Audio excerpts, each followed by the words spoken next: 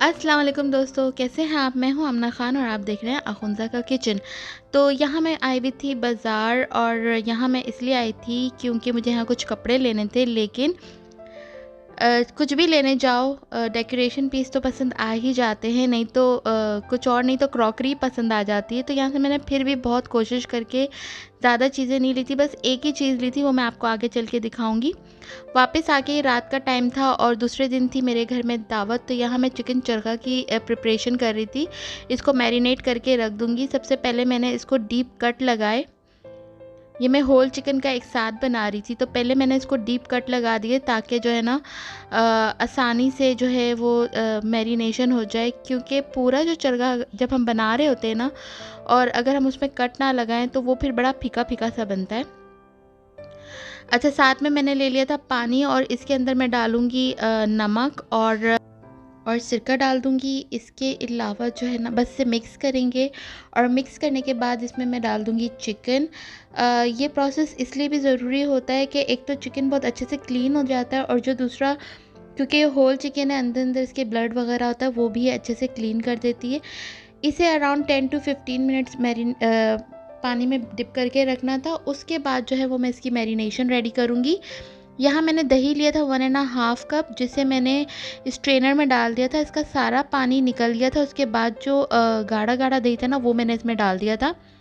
फिर इसमें मैंने डाला था red chilli powder 1 tablespoon, धनिया पाउडर 1.5 टेबल स्पून, ज़ीरा powder 1 tablespoon, black pepper half tablespoon, tikka masala 1.5 tablespoon, tandoori masala half tablespoon, food colour डाला था थोड़ा सा, आप अपने हिसाब से डालिएगा, लहसुन अदरक का paste 1.5 table spoon, vinegar 2 table spoon, और सॉल्ट जो है वो 1 टेबल स्पून डाल के इसे 1 टीस्पून डाल के इसे अच्छे से मिक्स कर लिया था। अच्छा, इसमें विनीगर इसलिए डालते हैं क्योंकि जो है वो चिकन को जो है ना अच्छे से गलाने में हेल्प करता है, और इसके अलावा जो चिकन है ना उसे जूसी रहने देता है, ड्राई नहीं होने देता।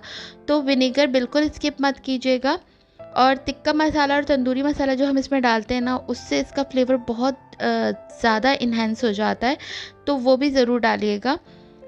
बस इसे यहाँ मैं मैरिनेट कर दूँगी, और मैरिनेट करके जो है वो मैं इसे रख दूँगी। इसे कम से कम जो है ना आपने 3 से 4 घंटे मैरिनेट करना है। मैंने ये एक रात पहले से ही इसकी प्रिपरेशन कर ली थी, तो ये पूरा ओवरनाइट दूसरे दिन जब मैंने इसको रोस्ट करने लगी तब तक ये जो है वो मैरिनेट रहा था। आप इसे फ्राई भी कर सकते हैं, पर मैं इसे जो है बेक करूँगी।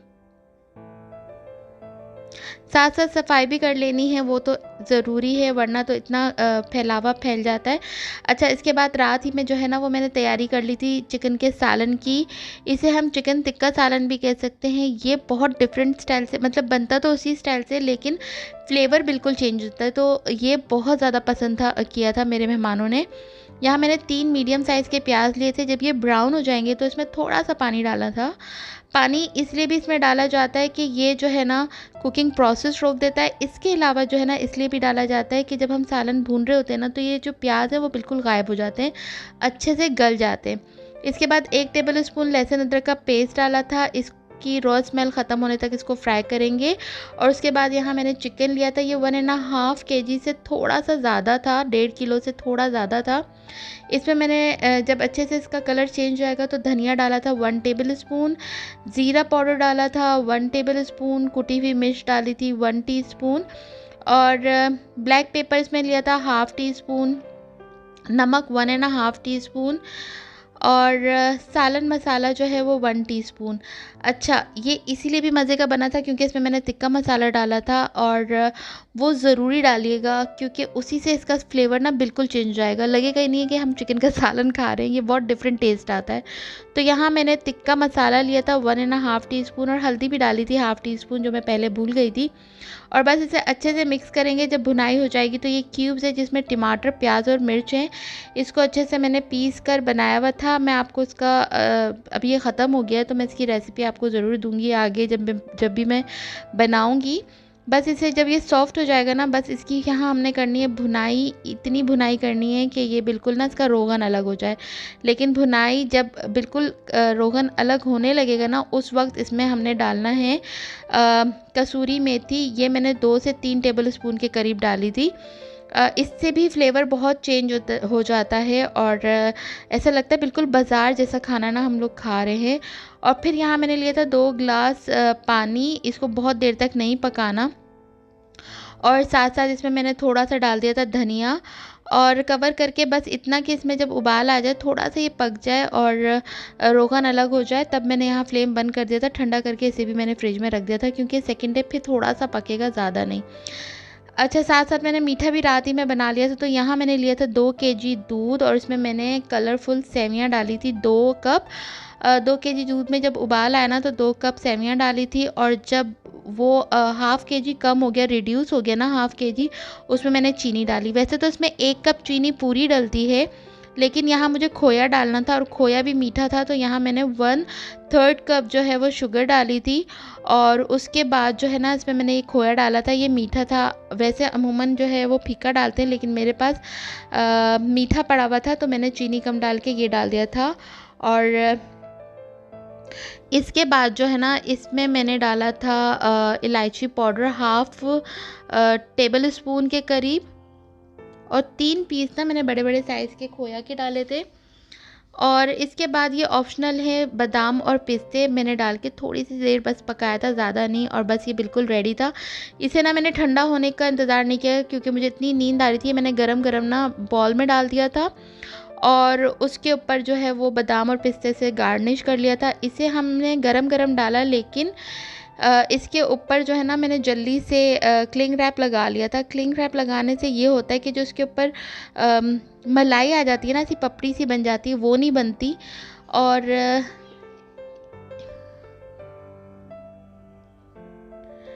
इससे ना हमें ठंडा करने का इंतज़ार भी नहीं करना पड़ा। बस मैंने क्या किया, फ्रिज में क्योंकि मेरे कांच वाले शेल्व्स हैं, तो मैंने अच्छा मोटा कपड़ा लगाकर जो है ना उसके ऊपर इसे रख दिया था और ये सुबह मतलब सेकंड डे तक बहुत अच्छा चिल भी हो गया था। तो एक मैंने बनाया था भाई लोगों के लिए क्योंकि मेरे भाई को ये वाली सेवियाँ बहुत पसंद है, और एक मैंने मेहमानों के लिए बनाया था।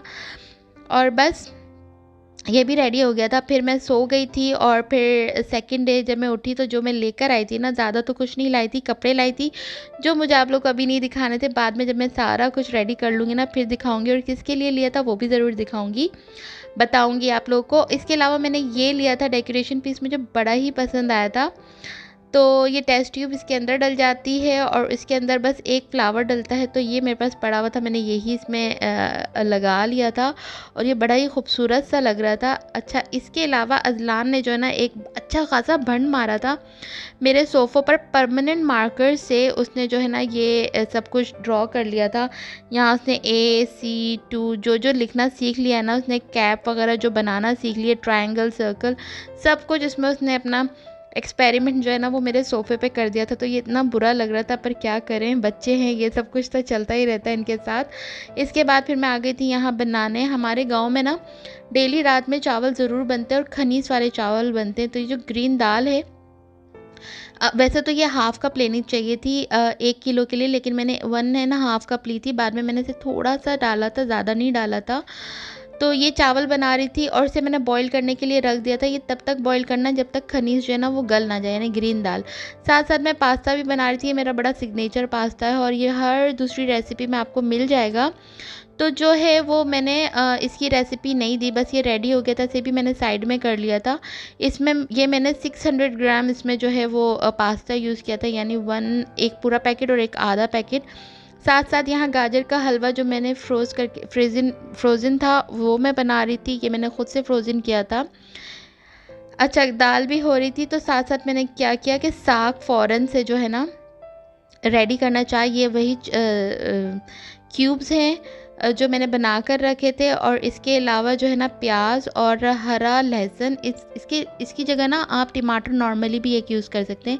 ये मैं तड़का साग का बना रही हूँ। इसे मैं कवर करके सॉफ्ट होने तक और इसको भूनने तक रख दूँगी। जब ये भून जाएगा तो उसमें बस सिर्फ नमक और कुटी हुई मिर्च डाली थी। इसके और थोड़ी-सी जो है ना वो मैंने ब्लैक पेपर भी डाला था। इसके अलावा और कुछ भी नहीं डाला था। बस इसे भूनेंगे। और मेरे पास ये भी फ्रीज़ हुआ पड़ा हुआ है साग, ये मैंने दिसंबर में बना कर रखा था, जो कि अभी तक चल रहा है। और अब ये ख़त्म हो गया तो मेरा ना दिल इतना उदास हो गया। मैंने सोचा यार थोड़ा-सा और बना के रखना चाहिए था। कम से कम पूरा साल ही चल जाता जब तक साग का ना मौसम ना आ जाता। मुझे साग नाश्ते में बहुत पसंद है, तो ये हम लोग मैं ना बना कर रख लेती हूँ अपने पास। कवर कर दिया था जब तक वो पक रहा है, साथ साथ मैंने यहाँ चिकन भी रोस्ट करने के लिए रख रही थी। तो यहाँ मैंने ट्रे पे फॉइल पेपर लगा लिया था। इससे क्या होता है कि जो है ट्रे है ना वो ज़्यादा गंदी नहीं होती। और क्योंकि कल मैं इसमें ऑयल लगाना भूल गई थी, तो मैंने थोड़ा सा ऑयल लगा के मसाज कर लिया था, और दूसरा फॉइल पेपर थोड़ा छोटा कट गया था, तो मैंने खाली चिकन को रैप कर लिया और इसे जो है ना वो मैं बेक करूँगी। टोटल इसे मैंने 1 आवर 20 मिनट्स तक बेक किया था। 1 घंटा जो है वो इसे मैंने कवर कर कर ही बेक किया था, और 20 मिनट्स जो है वो मैंने इसे बगैर कवर के किया था। अपर लोअर दोनों रॉड साथ ही ऑन किए थे, और शुरू में 20 मिनट्स तक 200 सेंटीग्रेड पे, और उसके बाद 180 सेंटीग्रेड पे मैंने इसे बेक किया था। साथ साथ यहाँ मैं कटलेट्स बना रही थी आलू और चिकन के। तो यहाँ 6 आलू लिए थे, बड़े साइज़ के थे, और इसमें चिकन ली थी। इसके अंदर मैंने डाला था 1 टीस्पून नमक, 2 टीस्पून चाट मसाला, 2 टीस्पून कुटी हुई मिर्च, 2 टेबल स्पून कॉर्नफ्लावर, और धनिया डाला था हैंडफुल बाद में। और उसके बाद जो है ना ये सब मेरी अम्मी ने कर लिया था। फिर इसकी टिक्कियाँ बना के फ्राई अम्मी ने कर लिया था। मैं नहाने चले गई थी, उससे पहले मैंने यहाँ चावल बना लिए थे। तो मैंने थोड़ा सा ऑयल, बस सिर्फ थोड़ा सा ऑयल में आधा प्याज डाला था। जैसे ही वो लाइट ब्राउन होने लगेंगे तो उसके अंदर पानी डाल दिया था। यहाँ 4 कप चावल थे, तो मैंने 6 कप पानी 6.5 कप पानी डाला था, क्योंकि पानी एवापोरेट हो जाता है जब बॉइल्ड होने लगता है। जैसे ही वो बॉईल हुआ तो मैंने राइस डाल दिए थे, और जितनी खनीज मुझे चाहिए थी ना, क्योंकि मेरे से ज़्यादा हो गई थी, मैंने उतनी डाली। और एंड में नमक डाल दूँगी जितना मुझे इसमें चाहिए होगा। तो आई थिंक 2.5 टीस्पून तक मुझे इसमें नमक की ज़रूरत पड़ी थी। और इसको मैं लगा दूँगी दम, और लास्ट में इसको मैं दूँगी तड़का देसी घी का। तो वो मैं आपको बाद में दिखाऊंगी। बस यहाँ पे मैंने इसे कवर किया था, और मैं खुद शावर लेने चली गई थी। उसके बाद यहाँ मेहमान भी आ गए थे, और यहाँ मैं डिश आउट कर रही थी साग, और साग के ऊपर मक्खन ना डले ऐसा तो हो ही नहीं सकता। अच्छा हुआ क्या है कि हम लोग ना सब कुछ रेडी कर चुके थे, और पता चला कि हमने नान तो मंगाई नहीं। फिर यहाँ थोड़ा होल्ड किया, और उसके बाद क्या हुआ कि हमने ना पास्ता माइक्रोवेव में डाल दिया था थोड़ा गर्म होने के लिए, और हम भूल गए, और ना हमने एंड की जो वीडियो है ना वो बना ली। और मैं खड़े होकर सोच रही हूँ यार मुझे चीज़ें ना कम लग रही है, क्योंकि ना वहाँ दही रखी थी, ना रायता रखा था, ना पास्ता रखा था, और भी चीज़ें कुछ मिसिंग थी। फिर बाद में हमने सब चीज़ें सेट करके ना वो लगाई। यहाँ देसी घी अच्छे से कड़कड़ा लेना है, इतना ज़्यादा तेज़ गरम कर देना है, और उसके बाद जो है ना इसे चावलों के ऊपर डालेंगे। इससे जो है ना इसका फ्लेवर बहुत चेंज हो जाता है। और अगर आप लोगों ने ये वाली रेसिपी ट्राई नहीं की ना, वैसे तो बहुत आसान सी है। हमारे में बस इसे खनीस वाले चावल कहते हैं, यहाँ पे इसे कहेंगे हरी दाल वाले चावल। तो ये बहुत ही मज़े के बनते हैं, ज़रूर ट्राई कीजिएगा। हमारे गाँव में हर रोज़, हर रात, हर घर में बनते हैं। वहाँ ये सबका बहुत फेवरेट है।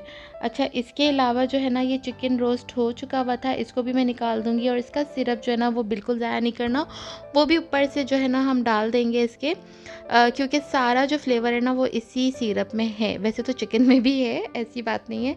तो यहाँ पर ना जो लोग मेरे चैनल पे नए हैं वो प्लीज़ मेरे चैनल को सब्सक्राइब कर लीजिए, और जल्दी जल्दी जो है ना वो मेरे वीडियो को लाइक भी कर लीजिए, अच्छे अच्छे से कमेंट्स भी कर लीजिए, कैसे कैसे लगा आप लोग को ये ज़रूर बताइए। जब कमेंट में आप लोग बताते हैं ना कि कैसा लगा, क्या सही है, क्या गलत है, तो इससे हमें हमारी वीडियोस और इम्प्रूव करने का मौका भी मिलता है। तो ये पहले मेरी बहन ने वीडियो बना ली थी, और इसमें बहुत सारी चीज़ें मिसिंग है, फिर एंड में मैंने फिर बनाई थी। तो सब चीज़ें ट्राई कीजिए और बताइए आप लोगों को कैसा लगा, ज़रूर बताइएगा। जो लोग नए हैं वो सब्सक्राइब भी कर लीजिएगा मेरे चैनल को। अच्छा, मीठे में मैंने ना गाजर का हलवा बनाया था, और इसके अलावा जो है वो मैंने बनाया था जो मीठा आप लोगों को रेसिपी दी थी कलरफुल सेवियाँ का। तो गाजर का हलवा और जो साग है ना वो मैंने दिसंबर की एंड समझे जनवरी की स्टार्ट में बना कर रख लिया था अपने पास। टाइम टू टाइम मैं निकाल के उसे यूज़ करती हूँ। मुझे याद रहे जब मैं वीडियो अपलोड कर रही हूँ तो मैं आप लोग के साथ उसकी भी लिंक ज़रूर शेयर कर लूँगी अगर आप लोग देखना चाहें तो।